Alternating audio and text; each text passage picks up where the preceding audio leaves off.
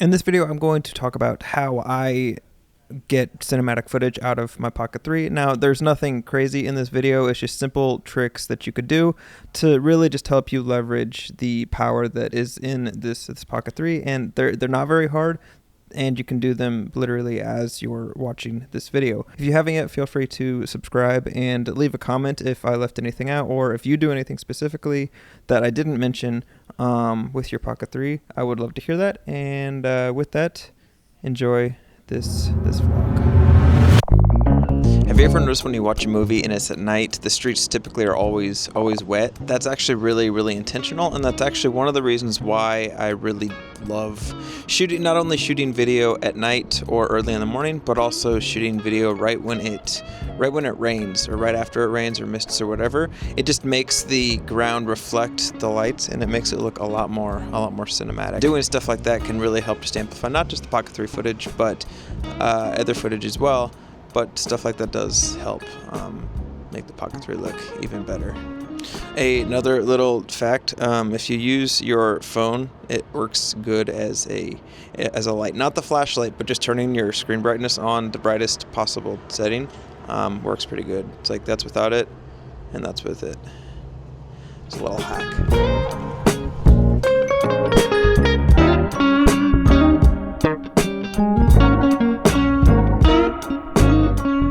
This morning's run, it was really good. I've started doing a couple of different, trying new things with my run, mostly just for recovery, and it's really helped. And today, I felt really focused, and I felt like I had a lot of energy. And whenever I start the day with a good solid run, it makes the rest of the day infinitely better. Which is good, because today we're actually shooting a wedding, and I'm shooting video again. And I'm actually going to be using the Pocket 3. When I originally bought this Pocket 3, the intention was to use it for a potential B cam when I couldn't use my A7S III. But I almost said kiddingly that I would try to use it for weddings as well as the B cam, but I didn't really think it was going to work. I thought it was just going to sit in the same kind of category as a GoPro or something else. But I found I've shot 4. This will be the 4th video wedding, and I've progressively shot more and more with this camera, past it just being a safety angle for ceremony or speeches or whatever. It's actually becoming the gimbal portion of our wedding videos, and it looks great. It would be really difficult to be able to tell what the Sony A7S III's footage is compared to this Pocket 3, which is really cool because this is a lot cheaper, it's a lot smaller, and it's a lot more attainable for people to actually use. I think with the Sony, as amazing as it is, and it is a better camera, Sony is a better camera, but it's really expensive, and the cost of entry is really high, mostly in price, and then a bunch of other stuff like knowing how to use it and how to leverage what makes it so expensive and so great.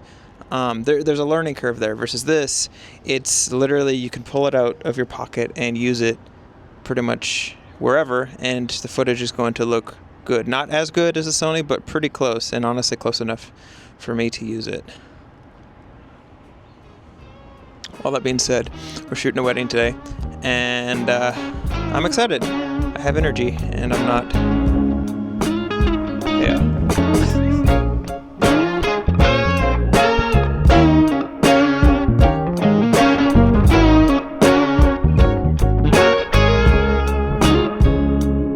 Getting cinematic footage for the Pocket 3 is actually pretty easy if you really know how to leverage it properly. And before I continue, cinematic footage I feel like is subjective. I don't think there's a chart that you can actually go off of saying this is cinematic footage versus this is not cinematic footage. I think it's mostly how you edit it and the way that you put it together in post that makes it cinematic or not. And again, I still think that it's subjective.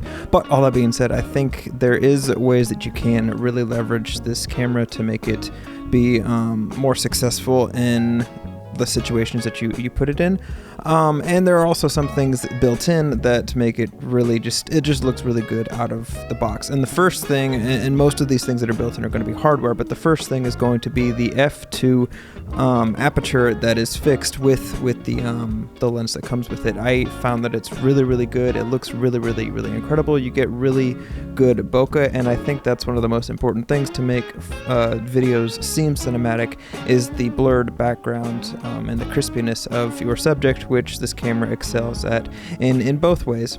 I think the other big thing that I tried to do to make the footage look as good as I possibly can is, and I mentioned this earlier in this vlog, but get decent light on your subject. You don't have to light the background if you don't want to. Like the beginning of this video, it was really dark, it was nighttime, but my face was lit, and therefore it gave your eyes, it told your eyes where to look. And it gave you a lot of dynamic range and a lot of contrast between my face being well lit and the dark background behind me. And I think that's another thing that this camera does really well, is the dynamic range is incredible. And like I said, if you can light a subject or light whatever you're shooting well, and make it as clear as you can visually for the viewer to know what they're actually supposed to be focusing on, that can really help make this camera and other cameras, but I'm using this camera as an example. It can make it it's really easy to understand, and you don't have to do a lot of thinking or legwork mentally figuring out what you're supposed to be focusing on while you're watching a video. Now, I've gone over my settings that I'd use personally for the Pocket 3, but I think the beauty of the Pocket 3 is all you have to really do is flip the camera on and start shooting. Now, you can shoot in log and 10-bit, and I recommend that you do, especially because they have conversion LUTs on DJI's website, so you don't even have to worry about color grading, but you still get all of that dynamic range and flexibility that you get with 10-bit. If you need to adjust things in post. But the beauty of the Pocket 3 is like I said before, the learning curve is a lot lower, and you kind of the camera does most of the legwork for you, which to me is really cool for a lot of reasons.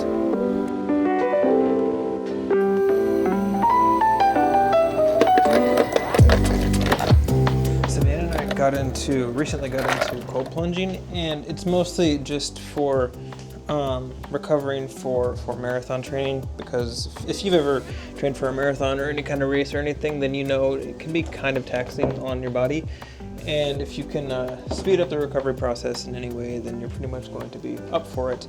And honestly, after doing it for about 3 weeks now, I can safely say that I do notice a difference. I notice that my body is actually recovering a lot more and a lot quicker. Like I normally have like knee pain and stuff like that, and since doing the cold plunge, the knee pain has been at a minimum, and I haven't like limited how fast I'm going, how hard I'm pushing, or like weight training. I'm doing everything that I normally would do, if not a little bit more, and I think it's because of the cold plunge, and it's helping. But we don't have a fancy schmancy cold plunge, so that means that I have to clean this out pretty much every week to prevent it from getting really so gross. To kind of wrap this video up, I think the big takeaway is to get cinematic looking footage, it's more important to actually is how you use the tool. It's not the tool itself, meaning the camera in this specific example. So basically you can get cinematic footage from like a Sony camera, but you can also get, it doesn't mean you necessarily can't get cinematic footage from like a GoPro or an action camera, or this Pocket 3. I think it's easier to get cinematic footage with like this Pocket 3 over other like small little cameras like GoPros and stuff like that, purely because of the f2 aperture.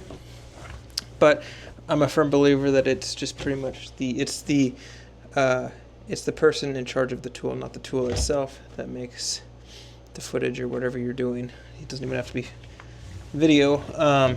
Makes the end product cinematic or good, or however you classify a good video. All that being said, do I think you should get the Pocket 3?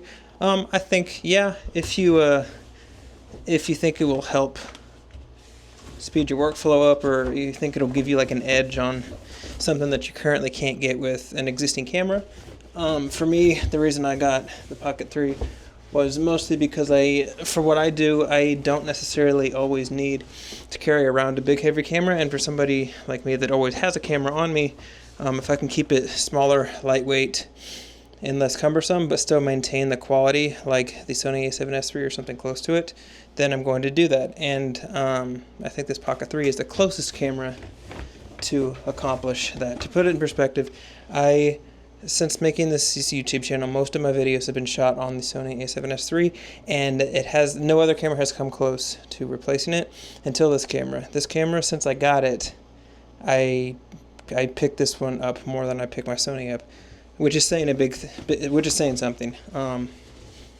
So yeah, all that being said, if you're looking at getting it or you're thinking about getting it, I would suggest doing it if you can afford it. And yeah, you definitely can get cinematic looking footage out of this camera. I'm thinking about, we're going to France in about a month, and I think I'm going to actually do like a cinematic video, not a vlog, just a cinematic video of France, or primarily Paris, with like no talking. It's just going to be purely like good looking shots, and I'm probably going to get up like early in the morning to do it. If you'd like to see that, let me know. It's going to be more like ASMR-y, but I think it'd be cool, it'd be fun, and I think it'd be a really good test. I mean, I already know this camera's going to perform well, but yeah, with that, I'll see you guys in the next video. I gotta clean this up now.